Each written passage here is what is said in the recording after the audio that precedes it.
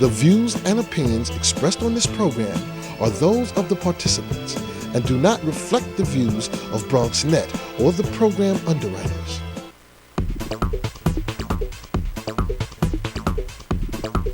BronxNet. Your voice, your views, your vision.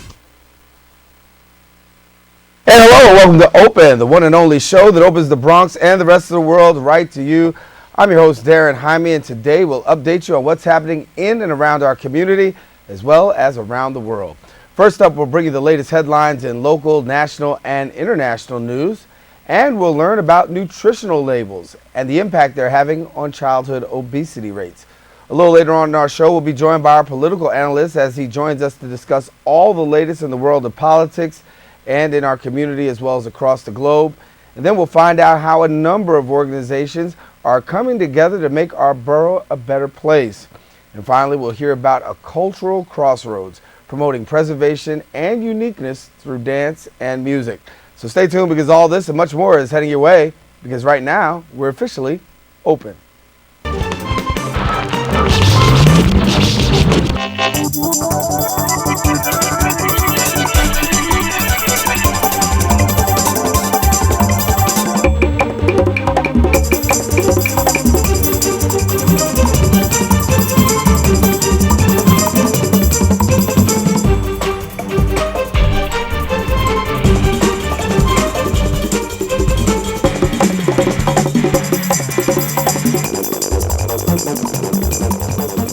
And hello everyone, I'm your host Darren Jaime, and today is Wednesday, May 22nd, 2013. Of course, you're watching Open, the only live and interactive program bringing the Bronx and New York City straight to your TV set. We want to encourage you to stay tuned and stay connected to us. You can find us on Twitter at BronxNet TV and Facebook at Open BronxNet Television. Well, leading things off with national news, the recovery effort continues today in Moore, Oklahoma. A 2-mile-wide tornado tore through the Oklahoma City suburb of Moore on Monday, leaving up to 24 people dead, including 8 children, many others injured. Emergency crews are continuing to search the broken remains, and the state medical examiner's office is warning the death toll is likely to climb.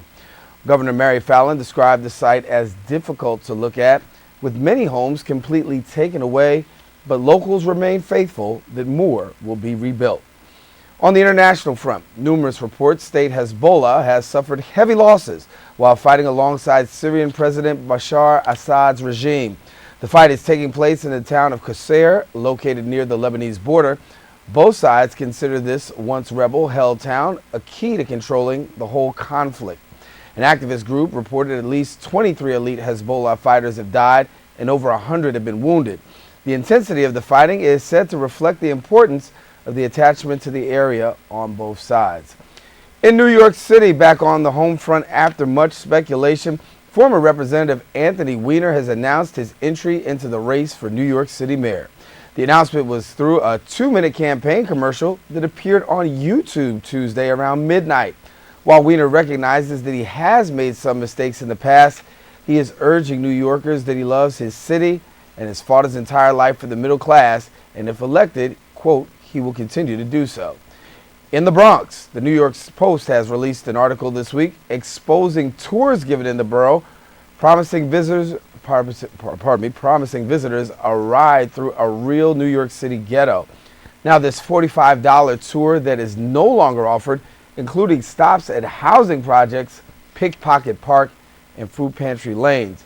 Bronx Borough President Ruben Diaz Jr. and City Council member Melissa Mark Viverito co-authored a letter to the company expressing their outrage on the false perception of the borough that these tours offered. Now, in a statement released by the Office of the Borough President, he said, quote, that while he is happy the tours have been stopped, he would like a formal apology from the Real Bronx Tourist Company to the 1.4 million residents of this borough. We'll continue to give you more information on that story and others. Those are the headlines. We do have to take a quick break, but when we return, we're going to find out about food labels and childhood obesity rates and how the two go hand in hand.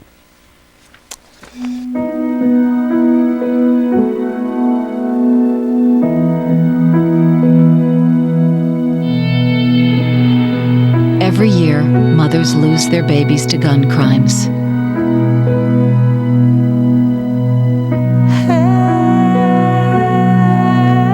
You'll always be your mother's baby. So before you commit a gun crime, think about who you'll leave behind. Gun crimes hit home.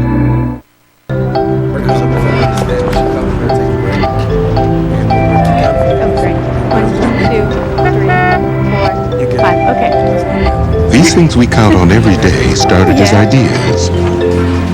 Ideas from the minds of African Americans. Support minority education today so we don't miss out on the next big idea tomorrow. The United Negro College Fund. A mind is a terrible thing to waste. You know, when I was younger, man, my brother was the one who really took care of me, man. Is that right? Hey, he'd wake me up in the morning, get me ready for school, take a shower, make me some breakfast. Where your brother at now? Oh, you know, all right. I get lonely, nobody to talk to. I felt like quitting school. He looked at me dead in my eye. He told me, if not for me, do it for him. Give Josh and our class of 08 the boost they need to graduate. Join us at boostup.org. My name's Brandon. I'm 9 years old, being alcoholic. Hi, Brandon. I'll start drinking with the older kids. And whatever they do, I'll do. Kids who drink before age 15 are 5 times more likely to have alcohol problems when they're adults. So start talking before they start drinking. I know it'll start with alcohol. I'm just not sure how it's gonna end. How you doing? I just want regular, no sugar today. You got it. Thanks. Hello. Hi. Did you eat that whole thing today? Yeah. Yeah. Hi, how you doing? She's getting big, huh? Big. Yeah, she is big. Let's great haircut. Yeah. Yeah, looks cute. Well, let's go. Nice to see you. Thanks a lot. If only child abuse were this easy to recognize. If you even suspect abuse, call 1-800-4-A-CHILD. All calls are anonymous and confidential. Trust your instincts. According to a recent study done by the Children's Hospital at Montefiore, inner-city parents who read and understand nutritional labels make healthier choices for their families. Here now to share more about this study and its impact on obesity rates is Dr. Chloe Turner, third-year social pediatrics resident in the Department of Pediatrics of the Children's Hospital at Montefiore, and good to have you. It's great to be here. Thank you very much. So when we really talk about this, what we're really talking about is parents being more educated in reading labels on all foods that they purchase. Are we finding now that more and more people are looking at labels? Well, so we recently conducted a sort of small-scale study in our clinic. We asked parents of pediatric patients in the waiting room how often, if at all, they look at nutrition labels when shopping for their family. And we found that over half of parents reported that they did look at it. And of that 60%, about 40% of those said they could remember a time in the previous 2 weeks when looking at the label actually changed their decision whether to eat or buy a certain product. Mm-hmm. Now, when you look at the label, I guess for a parent that's out there looking at the label, of course they look at labels. Now, what should they be looking for in the labels? That's a great question. So we know that all packaged food is mandated to have a nutrition facts panel, and that might look different on a cereal box versus a candy bar versus a bag of chips. But if you start looking, you'll see it everywhere. And we know that that label is typically confusing and complex, and parents have a difficult time understanding it. But breaking it apart to more simple pieces can make it easier to understand. And we think that looking at the serving size and getting a sense of how much you're eating when you eat a handful of chips or a bowl of cereal, and making sure that it kind of matches with what's on the package so that you know exactly how much fat, sugar, sodium you're getting is important. That can be very confusing. In addition to expiration dates, which is something that, a lot of people deal with, especially in inner city communities, when you see sometimes there's a lot of expired food out there. Right, looking at the expiration date is important. A lot of parents commented that they look at that. The ingredients list is also something that people pay attention to, and it's especially important if there are dietary restrictions or children who have allergies to peanuts, for example. Reading the label is important to make sure they're not exposed to those kind of foods. Given the fact that we're seeing parents take a look? Is there a more aggressive push now to get people to become more label conscious? Like, I look at New York City right now, and if you go to a fast food restaurant, we take a look at the burger, but then we also see how many calories comes with it. And some people back down off of what they're going to get based on what they see. Are we seeing a more aggressive push in this area? That's a great question. There's actually a lot of research and emphasis on more of a policy level to look at nutrition labels and sort of reforming that label. Because like I said, we know it's complex. We know there's a lot of information that most people don't understand or aren't sure how to interpret. So there are people researching into what might make a better label, what might make it more simplified, more easy for people to use and understand. There's some push to have more label information being on the front and making it more simplified and easy to read, and we think that might make it a better environment in the grocery store for people to be able to pick out more nutritious food for their children. So there was a study that was done. Give us a little bit more research into, well, I should say research. Give us a little bit more about the research and the study and how it landed in Washington, D.C., correct? That's correct. It was presented at a pediatric research meeting down there. And so basically after these numbers are unveiled, was there any surprises coming out of this? We were surprised by how many people said they were actually looking at it. And we were interested to find that another piece of the study was looking at their understanding of basic things like finding the calories, looking at the amount of sugar, identifying the sodium content. And when we tested parents' understanding using a traditional back-of-the-box nutrition facts label versus one that's more simplified and on the front, across the board, they showed better understanding of using the more simplified front of package label, which we think has implications in terms of label reform and in terms of educating parents on reading labels and paying attention to this. Well, I know after the survey was done, there was this educational information given to parents to basically give them a little bit more information. What was the takeaway, or what did parents take away to be able to help them with this particular issue? Yeah, we gave them brief handouts that had an example of a nutrition label and went through basically looking at the serving size, paying attention to that. For example, with some of those big drinks, there might be 3 servings in the can, and if your teenager drinks the whole thing, they're actually getting 3 times as much sugar as what it says on the label. So being aware of that is important, and especially for young children, looking at the sugar content. Sugar, we know, can cause problems with their teeth, can lead to more unhealthy weight down the road, and we know that with this obesity epidemic, children being overweight can lead to other problems, including diabetes, hypertension, many other things. And so getting those healthy habits started early is really important. So if a parent's watching right now, walk us through this. I'm walking into the store, I see some items that are on the shelf, and now I look at the shelf. What should I be doing as I go to that shelf? Great question. So first of all, I want to say that it's always better to choose healthy, fresh fruits and vegetables and encourage your children to eat a variety of nutritious foods so they're getting plenty of different nutrients. So choosing those apples and bananas and salad and all of that kind of food is very important. That being said, in the inner city, a lot of what's available is packaged food. So it's easy, for example, if you're buying cereal, to take a look at the back of the box and look at the sugar and look at the amount of sugar in one versus another. The sugary cereal might be more delicious, but it's definitely not as healthy. And so paying attention to sugar content, I think, is one simple way to use that label and start that today. So where do you go from here after having this information disseminated and stuff? What's the plan of action?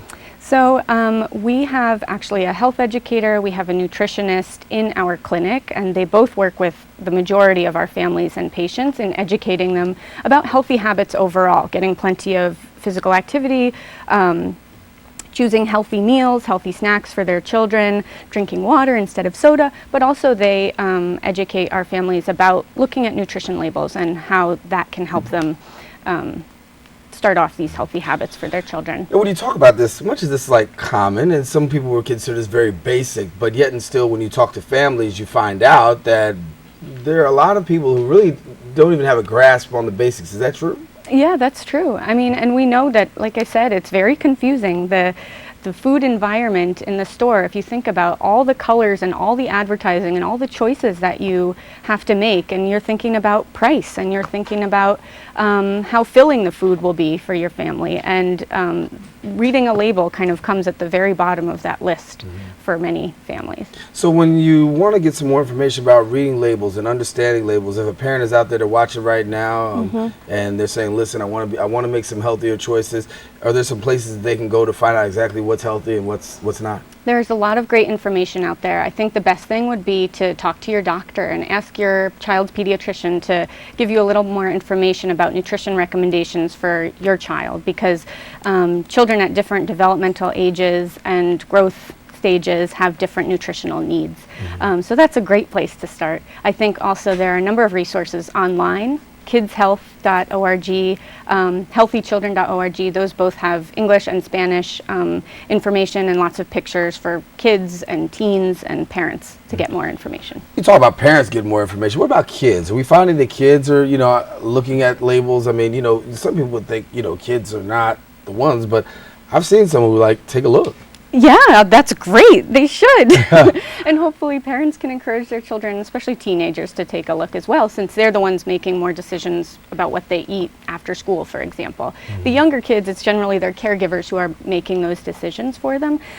But you're right. I think there's more of a push in school to have different nutrition education for children, and we think that's excellent. And so Montefiore does have the ability to help out in this area. Let's share a little bit about the services provided at Montefiore, so that way somebody's watching might be able to take part. Yeah, well, we have clinics all over the Bronx, and there are doctors available, who want to talk about this, and we have health educators, nutritionists. We have health fairs that are ongoing at various locations, and ask your doctor, find out more. All right, well, Dr. Chloe Turner, thank you so much for coming and sharing with us, and hopefully people got the information, and parents will be a little bit more vigilant when they go and they look at these labels. Yeah, thank you very much. It was a pleasure to be here. All right, Dr. Chloe Turner, you stay right here.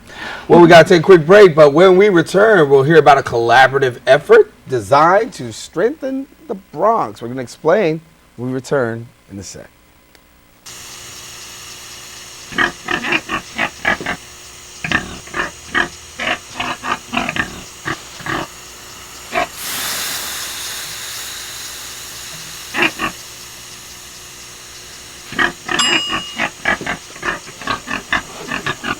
Cook foods to the right temperature using a food thermometer. 3,000 Are these the Americans Girl will Scouts die here? from food poisoning this year. Keep What your family troop are y'all safe. from? Check your steps at foodsafety.gov. Y'all have a number?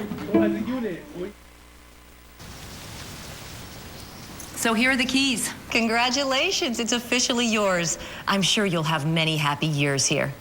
Except for you, because you'll be gone 3 years from now, struck down by the same disease that got your father. So you won't be around for them. And sadly, it could have been detected early with a simple test, but you didn't have it.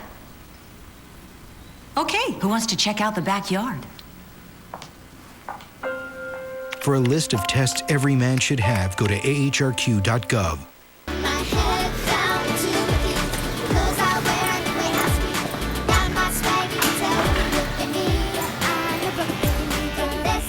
I love being in classrooms like this one and learning new things. But I'm a Brooklyn girl, and I know school can be hard. It's demanding, and we kids have many distractions, lots of other things we could be doing. Sometimes even your friends may tell you that school isn't cool, that it isn't the place to be. Don't listen to them. There's nothing more important than education. It's the key to everything else. It helps us understand our world and be better people, better friends, and better citizens. So stay in school, and don't let anyone tell you that you're not good enough or smart enough. Be a star, shine brighter than anyone else, and you'll make the grade. This has been a public service announcement of the Make the Grade Foundation. Go to makethegrade.org to learn more.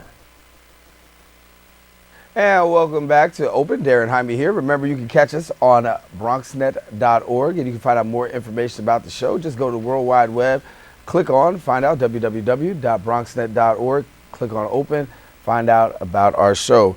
We're also pleased to be joined with our in-studio audience today. We're pleased to have the Girl Scouts from Twin Park who are with us.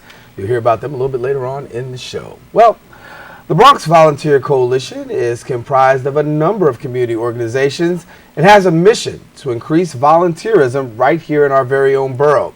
Here to share more about the group's efforts and their ability to connect with Bronx residents is Communications Committee member Iris Ramirez, and we're glad to have you. Thank you for having me. Thanks. So when we talk about volunteerism, your job is trying to increase really volunteerism across the borough. That's right. Basically what happened is, well, first of all, just a little bit about my background. I've been a Bronx resident since 2001, and through volunteerism is how I got to know my community. For over 9 years, I've been volunteering for Big Brothers Big Sisters of New York City. I mentored 2 girls from the Bronx. I can't even tell you how, wonderful and how rewarding the experience was for me as an individual. So I know firsthand, the power of volunteerism. It's not just the people that you help, but you get rewarded tenfold from the experience and knowing, what a wonderful job you're doing. So you take this experience that you've had and you try to, parlay it on to other people to let them know. And so you're doing some a job of trying to connect organizations together to support volunteerism. That's right. So what happened is because of my experience with, as a mentor, and through that agency, one of the things problems that arose was that, for example, 30% of the children serviced by the agency come from the Bronx, but only 5% of the actual volunteers, the mentors, come from the Bronx. So it's a huge discrepancy. I mean, we have a large number of children here who would love to have mentors, and we weren't able to get them. So what we did was we reached out to other not-for-profit organizations throughout the Bronx and realized that they were having the same problems getting volunteers to provide services to Bronx residents. So that's how the idea of the Bronx Volunteer Coalition started.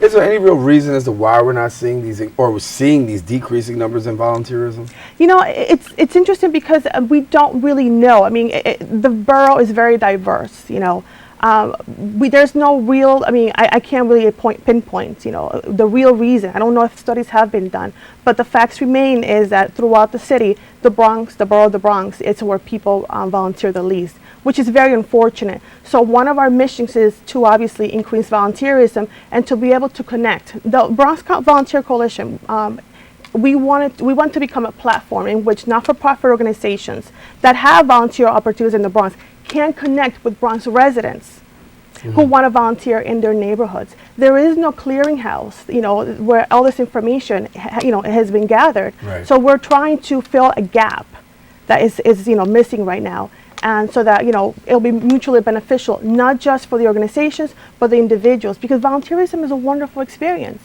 I have firsthand knowledge of that, and overall it strengthens the bonds in our communities. When you look at yourself, you've been a volunteer, but somebody else out there says, listen, I don't know about this whole volunteer thing because it might take a lot for me to do that. No, it does not. I mean, you can do something as simple as cleaning Pelham Bay Park. I did that, during the time, the standing storm. I was cleaning, Orchard Beach. It was a one-off morning thing. You can do anything from helping clean, a park, the Bronx River, to actually doing something a little bit more long-term, like maybe helping out, an after-school program, or even mentoring, or even delivering meals to seniors who are, homebound.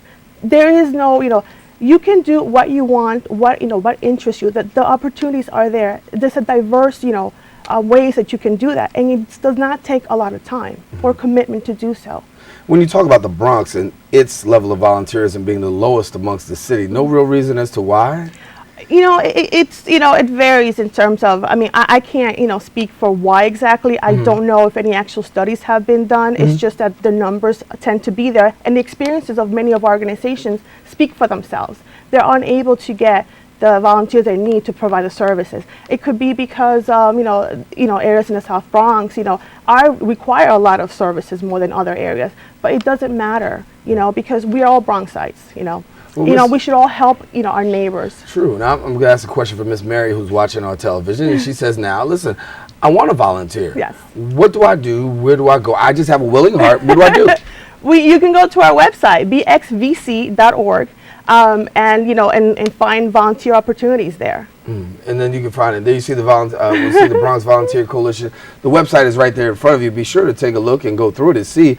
And you can volunteer in a multiplicity of places. That's right. I mean, we have approximately 30 not-for-profit organizations that are members of the coalition, ranging from very large established organizations to just startup organizations. We have people who, organizations that do park cleanups, we have some organizations that handle after-school programs. We have mentoring organizations. We have organizations that, are involved with, teaching children how to play soccer and then, and become better students. So there's a wide range of opportunities out there. It's just a matter of connecting the organizations with the individuals who are willing to, volunteer from the Bronx. So you get a lot of organizations to say, hey, we'll take volunteers. Absolutely. Absolutely. We have, the need is there. And I'm one of the things that I do is when I'm out there doing outreach is that people come to me and ask me, how do I volunteer? I would like to volunteer, but I don't know how. I don't know where. Where do I start? We're hoping that this platform is going to solve that issue. It's going to connect individuals with organizations and the volunteering opportunities. And like I said, I love volunteering. I've been doing it for at least over 9 years, and even longer if you count my college years. It strengthens the bonds in your community. It's extremely rewarding. I mean, it transcends everything. And I think it's a win-win situation. There's nothing, negative about it. So say for instance, I'm out in the street, you're doing your outreach, you're the outreach worker. Hey, I come across Darren. What do you tell me? What do I tell you? What are you interested in? How much time do you have available? When would you like to volunteer? And then you take it from there.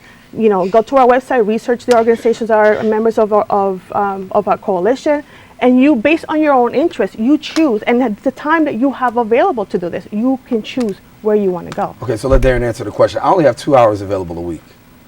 You want to clean Bronx River Park? No. What else you got? Do you want to maybe help out in an after-school program once a week? Now you're talking, There you go. Literacy, programs, things like that. We have those types of organizations that provide those services already established in schools throughout the Bronx. So really, it only takes a little bit of time to be able to volunteer is the point we're trying to make. And a good heart and the willingness to do it. So for people who want more information, let's make sure we get that information out there again. It's bxvc.org. Okay, bxvc.org. You're seeing the website information in front of you, and there you can become a part. You can find out how you can be a volunteer. You can sign up, or you can find out what kind of organizations are there that you can pretty much lend your hat to. And give us a few of those member organizations that you have. Catholic Charities of New York, Learning Leaders, Jumpstart, Big Brothers Big Sisters of New York City, South Bronx United, Bronx River Alliance. So I just gave you a sampling of some of our member organizations. Well, that's good. And so there's a lot of places that people could choose from. Absolutely. Well, Iris, thank you for coming by and sharing with us. Thank you for having me. All right, stay here. We've got to take a quick break because we're done with Iris, but we're not done with the show yet. Coming up in just a few minutes, we're going to get the world of politics. But first, 4 mayoral candidates met to discuss the Hudson River access for Riverdale and their stand on other environmental topics. Our Bronxnet correspondent, Arlene Makoko, was there, and she brings us the story. Democrat Sal Albanese, making his third bid to become mayor of New York City, was the first to address a panel of green leaders in the Riverdale community. Born in Italy before moving to Park Slope, Brooklyn, Albanese is no stranger to city government. Serving as the city councilman for Brooklyn for 14 years, he was also a public school teacher. I'm running for mayor because I want to provide the same opportunity for future generations of New Yorkers, and I think the political class is letting them slip away. I think we can change that with your help. The majority of the questions were on the Hudson River Greenway project, which would provide the community with a 4-mile path that would allow bikers, joggers, and pedestrians alike access to the riverfront. The project still needs, however, funding from the city. I've studied the plan. I think it's absolutely wonderful, and I will certainly support it and provide funding for it because I think it adds tremendous value to the future of the city. Yael Levy, organizer of the upcoming Riverdale Riverfest, says that while she loves her community, the lack of access to the riverfront is something that needs to change. From the day I moved here, it's been a concern of mine that I haven't been able to take my kayak out on the Hudson River in my own community. I don't like the fact that I can't ride along the Hudson River with my children right here in the Bronx. Candidates who followed were City Council Speaker Christine Quinn, New York City Controller John Liu, and Republican candidate Adolfo Carrion, who all voiced their support for the expansion of the Hudson River Greenway project in the Bronx. The short answer is yes, I would commit to the funding. The longer answer is that we need to commit to access to the waterfront everywhere in the city. New York City Controller John Liu recalled his days as a runner on the track team at Bronx Science, which often took him to the Riverdale waterfront and Van Cortlandt Park. Being on the cross-country and track team at Science, I often made full use of Van Cortlandt Park and the Tibbetts Brook trails and everything like that. It would have been nice to have been able to run right along the Hudson River, let me tell you that. He was the only candidate asked about his position on the future of the Putnam Trail that runs through Van Cortlandt Park, another issue making headlines as the city looks to expand the size of the path and pave it over. I am very much in favor of preserving, as I mentioned, open space, but also parkland. There are lots of proposals in Brooklyn and in Queens that would expropriate parkland for major sporting venues and take away and alienate park space. That's not something that I'm in favor of because I hold the simple fundamental principle that once you lose these assets, you never gain them back. The only Republican candidate in the race, former Borough President Adolfo Carrion, expressed his support of the waterfront expansion and talked about plans to see something similar done on the Long Island Sound. I was committed to this as Borough President. I will continue to be committed to it. We're working literally as just Joe Citizen and my wife Linda, except my name's not Joe, working on a similar access issue on the other side of the Bronx, where we're so close to the water and you just can't get to it. It doesn't make any sense. It will add a tremendous quality. Another issue raising deep concern here is the Indian Point nuclear plant, one that provides only 25% of energy here in the city. All share their support to see the plant eventually dismantled. We're not going to rely on Indian Point, which is an unsafe power source that puts New Yorkers at risk, period. Paul Elston, who heads the Friends of the Hudson Greenway project, say all four demonstrated their familiarity with the concerns of the community. I was just absolutely thrilled. In fact, all four candidates knew what the Hudson River Greenway link was about, and every one of them expressed strong support for us going forward and committed to working on the funding for it, which is what our next job is. Audience members also were pleased with the answers. Still months away from making a decision on either candidate, many expressed satisfaction that they came prepared to speak on the needs of Riverdale residents. For BronxNet, this is Arlene. And thank you, Arlene. Well, from the rising conflict in the Middle East to the IRS scandals to the New York City mayoral race, there is never a shortage of stories to hit us. Joining us now to break down all the national and international news is political analyst and professor at SUNY Maritime College, Mark Maritz, and we thank you for joining us. Hi, Darren. How are you? Good to have you. Let's kick things off. Breaking news over the evening. Anthony Weiner deciding now that he shall run in the race for New York City mayor. First of all, the question has to be asked, the methodology in which he now decides that he's going to announce his mayoral bid. A video? A video at about 5 o'clock in the morning, actually. I got it on my email at about 5 o'clock in the morning. And the video is very interesting. It's been very well positioned. There are a few clips with him and his wife, and she says, boy, Anthony would do a great job. And then there's a picture of Anthony Weiner with the baby and the wife. That's supposed to calm down the doubts. And then, of course, he says in there, I made a lot of big mistakes, and I let a lot of people down. That's supposed to clear the air.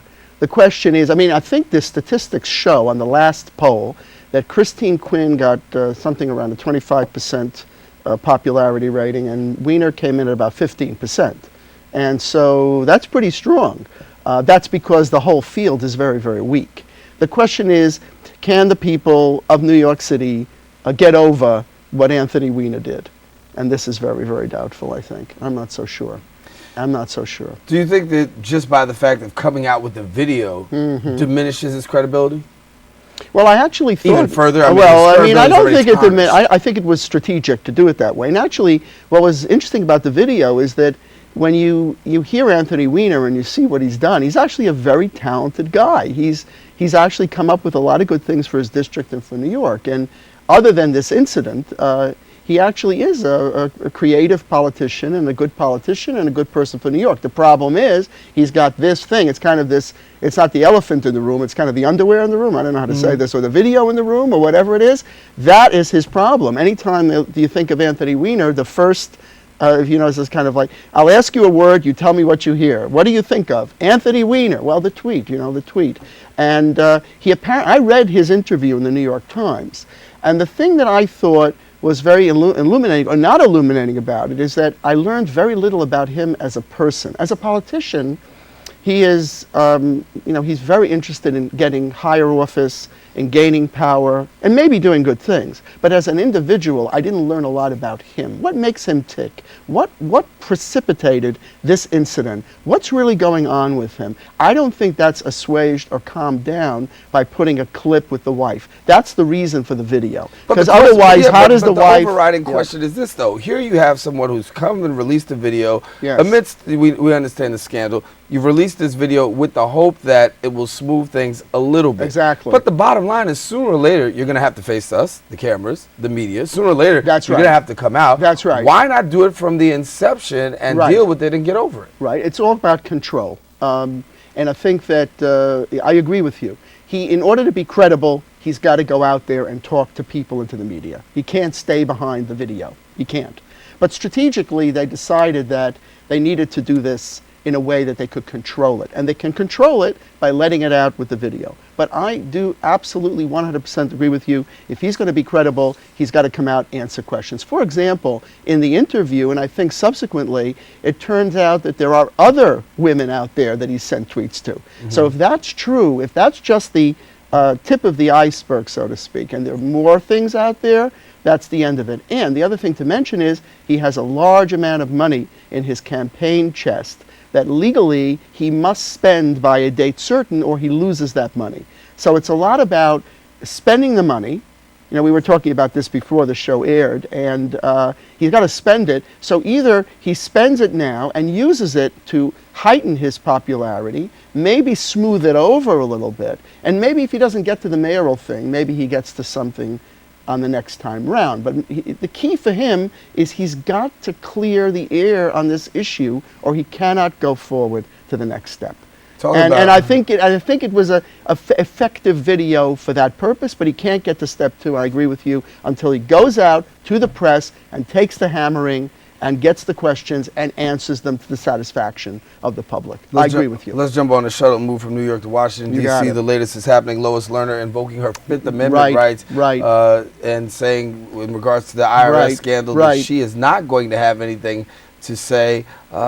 Any new news out of this? Well, there's nothing new in the news about using the IRS. I mean, it's been used before by presidents to... you mean the Fifth Amendment? Not the Fifth Amendment. I'm saying using the IRS to investigate people, using the federal government to investigate people. There is nothing new, as Ecclesiastes says, under the sun. They've done this before. But the problem is that President Obama now has a multiplicity, a storm of these issues. He's got the IRS issue where they are investigating Tea Party groups. He's got the AP being investigated and basically phone lines being tapped by the Justice Department. Then he has now a Fox News reporter, and the latest report is also his parents were tapped or checked into.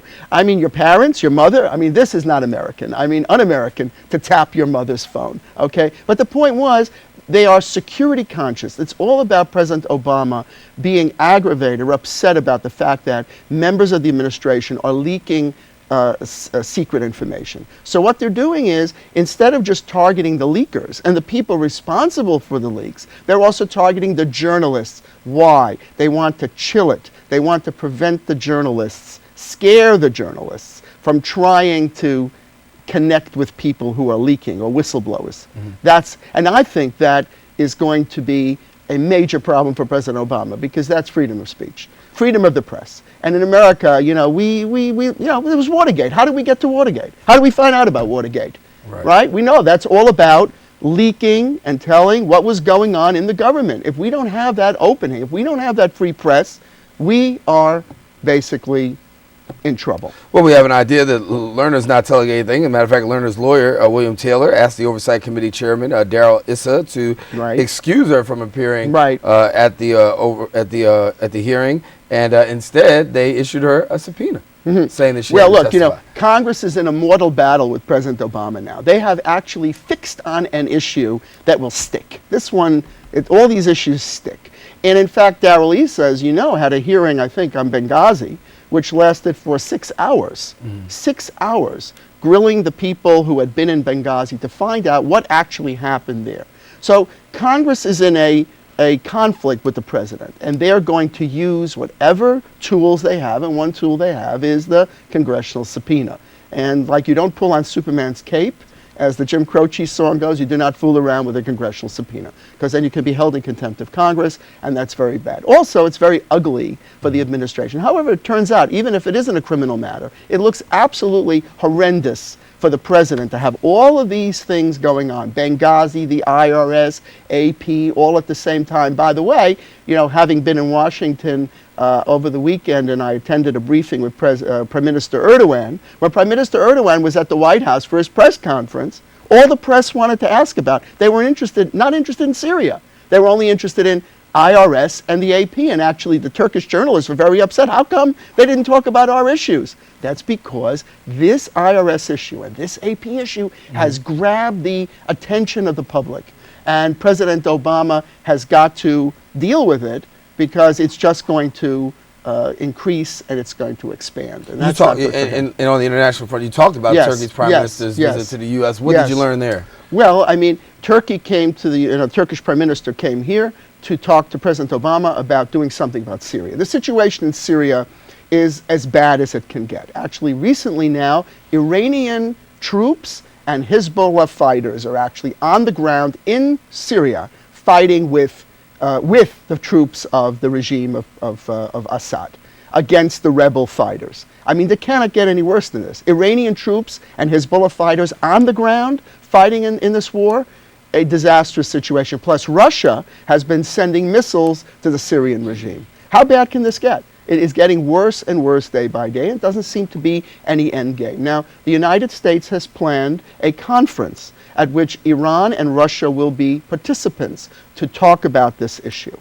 Whether it proves a solution or not, I don't know, but Turkey is in a very, very bad position. Most recently, I think it was last week or so, there was a car bombing, an attack in a city called Reyhanli, which is on the border between Turkey and Syria, and many, many people died.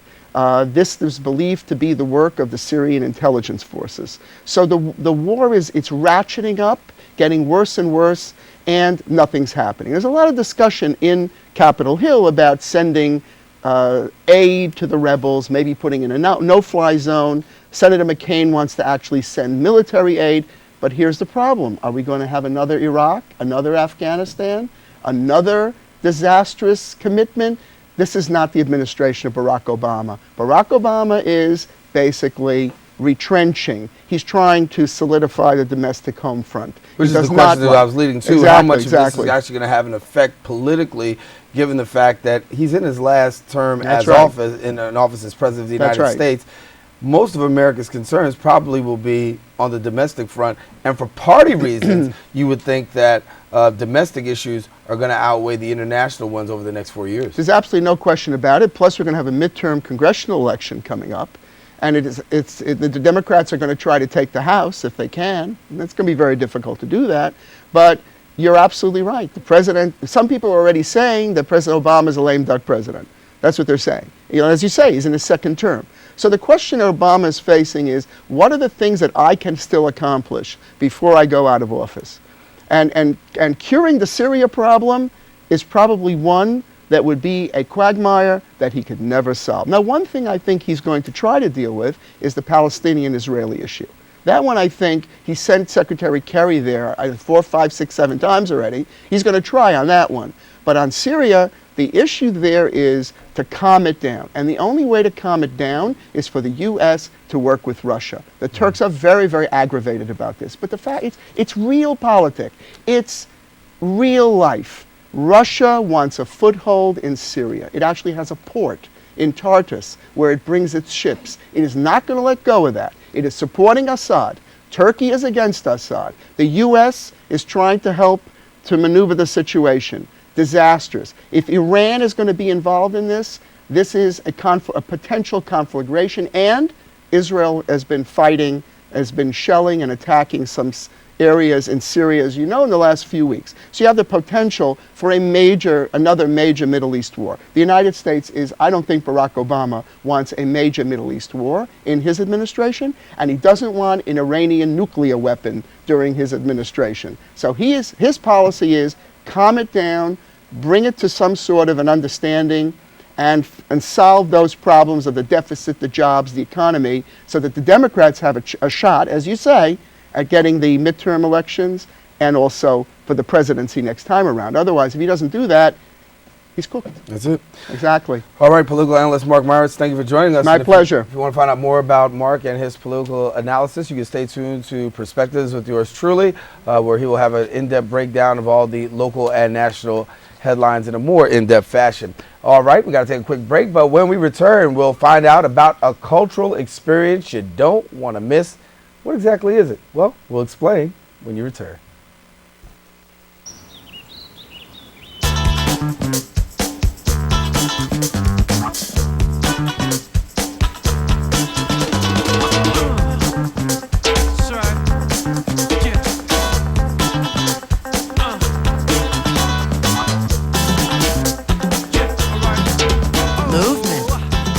Weight loss, it's one of the many ways to fight osteoarthritis pain.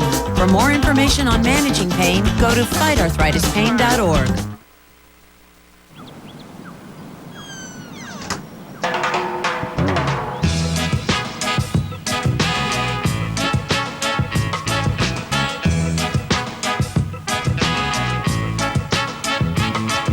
Hands can do incredible things. Now they can even help save a life with hands-only CPR. If you see an adult suddenly collapse, just call 911, then push hard and fast in the center of the chest until help arrives. Learn more at handsonlycpr.org.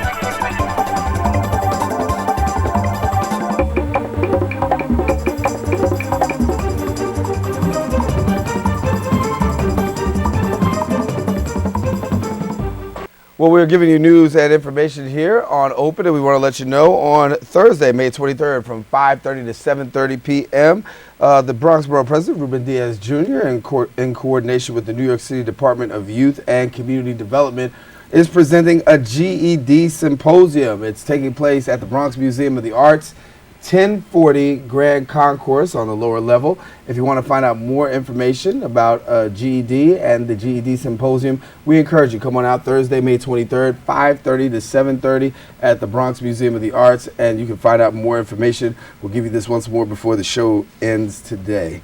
And we want to tell you also, on Friday, May the 31st, bands from 2 different cultures will join together with one goal: to celebrate their heritage. And here now to share more about the upcoming event we have is Felix Gamboa, director of the Chief Joseph Dance Company, and Mariano Martinez of J Dove Productions, and we welcome you.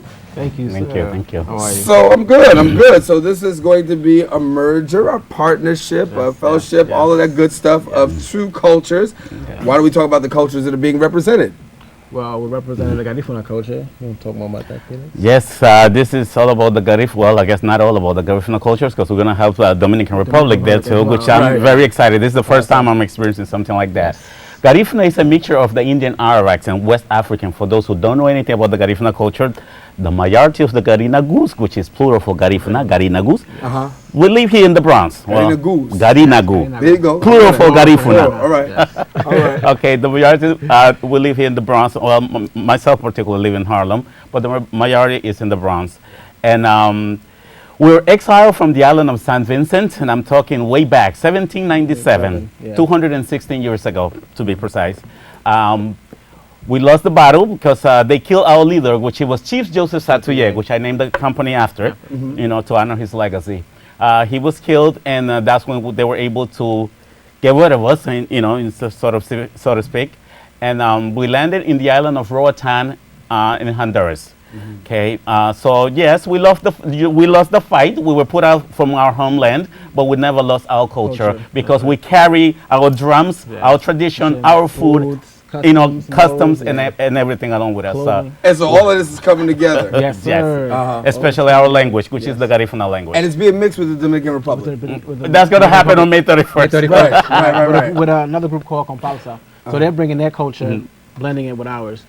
Yeah, so and it's just a cultural extravaganza for that night, and it's the 5th Crossroads. Okay. For Flushing Town Hall. So give me a little bit about what can we expect on this night. Oh my gosh. Oh my God. Dancing, drumming, movement, crowd participation, cultural costumes, just the works. Yes. Now, cultural extravaganza. Now, talk to me a little bit about this here, because I wanted to talk to you about this thing because I had to look it right quick because I want to make sure I got it right. The Gary Slide. Yes. All right. I want to make sure I had it right. It's called the Gary Slide. Like we got the electric slide, but you got the Gary Slide. Yes. What is the Gary Slide? The Garifuna Slide. We should actually move the table, let you show them, but you know, listen, Let's do it. We get the music popping, right? So I created the Gary Slide, our own version of the electric slide, basically. To Andy Palacios, one of the great artists from the Garifuna culture, to one of his songs called Lidan Abang, meaning together as one. You know, for all of us to come together as one. So again, the Gary Slide, any slide, if you are familiar with any kind of slide, is just usually 4 steps or about a series of different steps put together and done in different directions. It's just 4 steps, 4 major steps. 4 major steps. And that will be displayed that night as well, as long as with other cultural instruction for the audience participation and things like that. My floor manager's practicing the steps right there. He still can't get it down pat. You know, so you might have to give him a lesson when this is all over. Come through. Listen, we got to be, all of us, everybody come through the 31st, Flushing Town Hall, 7 p.m. And right then and there, you get some instruction, you get culture, you're going to get everything. Mo can get his lesson there. Yes, you can't miss that. You can't miss it. All right, you have to be there too. I have to be there too? That's right. All right. You can't miss that. I'm trying not to be selfish here. I hear you. Everybody, everybody should be a part. Exactly. And really, when you talk about the Garifuna culture, when you talk about the Dominican culture, you talk about merging the two together, so oftentimes people are, you know, we see people do their individual celebrations. What does it mean to have a celebration of cross-cultural of significance? Well, this is a great opportunity, and that's what, this is going to be nice because that's where you see what we have in similarity. We have a lot of similarities. Actually, Dominican Republic and the Garifuna community, I always say, for some reason, we have a lot in common, even from the food. We have a lot in common, and they have a drum that's similar to our drum. So the music, there's a lot in common. So we are going to be able to see that on May 31st. We're going to be able to see that on one stage. You know, which is both Santo Domingo and the Garifuna. We do have a lot in common, and they couldn't have picked a better culture to put us along with it. Maybe it would have been a lot more challenge if they had put me with some European groups or anything. But Republican Dominican, I feel like, you know, those are brothers. Connection, There's a lot of connection there. How long has this been in the making? Ooh, let's say since November. Okay. Yeah. Okay. Since November, I'll say since Right. November. We first got a call from Lucy Blanco, which is one of the founding members. It's Lucy Blanco and James Lavelle are the founding members of the Afri-Garifuna Jazz Ensemble, who's another partner of ours for the day. So you have Afri-Garifuna Jazz Ensemble, you have Chief Joseph, you have J-Dub Productions. All three of us coming together for the first time as well. We've all done our own individual things within the community, but now all three of us are coming together and meeting with Kompalsa. Yeah, so you have on the Afri-Garifuna Jazz Ensemble side, you have jazz sung in the Garifuna language. Right. Yeah. Before we leave, give us a little bit about the Chief Joseph Company. Chief Joseph Satuye is an effort to keep the Garifuna culture alive here in New York, mainly here in New York, because I have a fear of losing my culture that I've been carrying on. I mean, I left Honduras when I was 16 years old, and but I never disconnected myself from my traditions and culture. And when I got here, I saw that happening, where is my drums? Where is my music? All I hear about hip hops, Garifuna kids that are born here sticking to the American, which is nothing wrong with it, but let's not forget ours. So Chief Joseph Satuye is an effort to maintain that Garifuna culture. We do performances in museums, in schools. We take it all over the place. Festivals, parades, but it's mainly to focus on the visibility of the Garifuna culture here in New York. And most of my dancers are Garinagos, are kids who were born here. But when you see them dance and sing our language, you would think they just came from Honduras. And this is what makes me proud of it. A little bit about J-Dub before we go. J-Dub Production started in 2003. Actually, we just celebrated our anniversary, May 8th, 10 years. So 2003. What we started off doing is, again, choreography for Sweet 16s, Quinceañeras. I'm not sure if you're familiar with that, but think about a debutante ball or a coming out party for a 16-year-old, 15-year-old female. We started with that, and again, we went into pulling the same youth from the Garifuna community into different cultural aspects, into self-esteem building, team building. What else did we do? So that's mainly the parts of where J-Dub started. Now we are doing things for the community, even larger. We're doing stage performances. Anywhere, anything having to do with the Garifuna community, we're there. American community, we're there. So it's hip hop, it's jazz, it's salsa, merengue, a plethora of different types of choreography that we do. All right. Well, we thank you guys for coming and sharing with us, and looking forward to the big day. And once again, give them the date and the time. That is May 31st, Friday, May 31st, 7 p.m. at Flushing Town Hall. Don't miss it. Don't miss it. Don't say nobody told you. That's right. We told them a few times, so if they miss it, that's on them. All right. Thank you guys both for coming to share. Stay right here.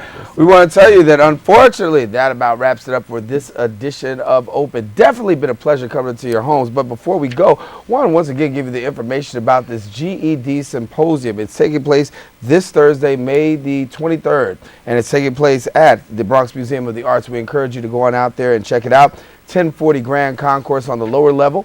You can call 718-590-3998. It is sponsored by Bronx Borough President Ruben Diaz Jr. and the New York City Department of Youth and Community Development. Find out more about this GED Symposium. Of course, we want to thank all of our guests for joining us on this episode, you, the viewer, for tuning in. Now, if you missed any part of today's show, guess what? Just hang on. Just wait a little while, like till 10 p.m. 10 p.m. on Cablevision Channel 67. Verizon Files, that would be channel 33. You can watch the re-episode of Open, or you can catch us on the World Wide Web, www.bronxnet.org. We encourage you to have a great week. Don't forget to keep your heart, your mind, and most of all, this channel wide open. Darren Jaime saying take care and God bless. Take care.